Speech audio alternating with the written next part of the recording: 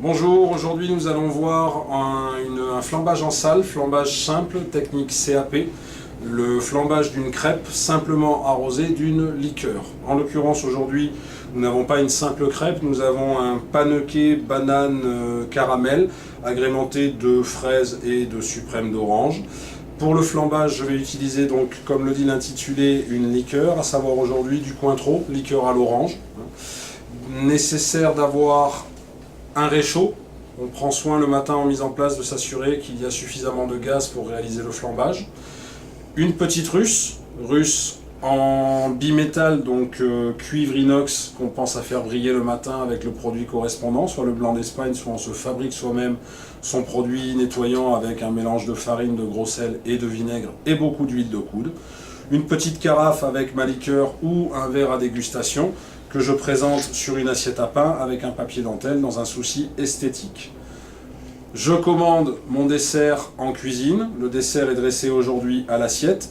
Avant d'aller chercher celui-ci, je mets en place mon poste de travail et mon réchaud va être positionné sur la gauche du guéridon puisque je suis droitier, c'est ma main droite qui va, après le flambage de l'alcool, saisir la queue de la petite russe pour délicatement le verser dans un mouvement qui va aller de l'intérieur vers l'extérieur et non pas l'inverse. Première opération, je remplis mon réchaud avec ma liqueur. Une fois que celui-ci est rempli, je peux l'allumer avec des allumettes obligatoires dans votre tenue professionnelle. Vous devez avoir des allumettes. Allumettes discrètes, petit format, petite boîte, pas les grosses allumettes de ménage. Et j'allume mon réchaud. Ça va aller très très vite.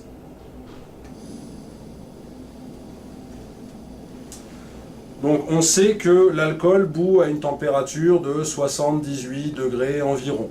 Donc le but du jeu, pour moi, c'est de mettre à ébullition mon alcool, quel qu'il soit, bien entendu, dans mon contenant.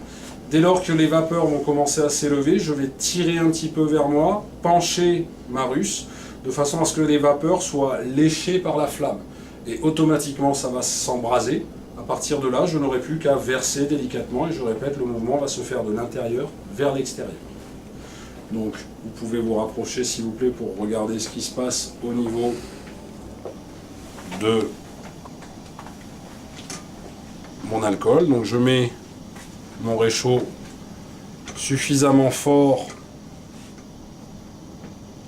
pour que ça commence à bouillir, à frémir. Vous allez voir, une fois que ça va commencer à frémir, je vais simplement pencher ma petite russe. On y est presque.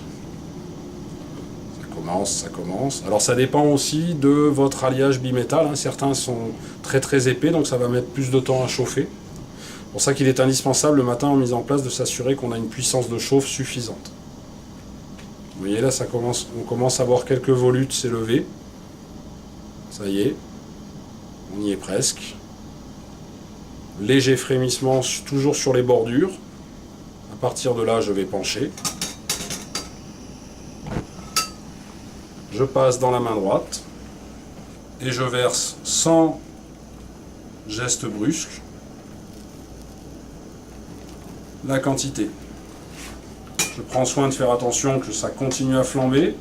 Si j'ai plusieurs crêpes, bien entendu, là j'avais la quantité pour plusieurs crêpes, je fais mes crêpes les unes après les autres.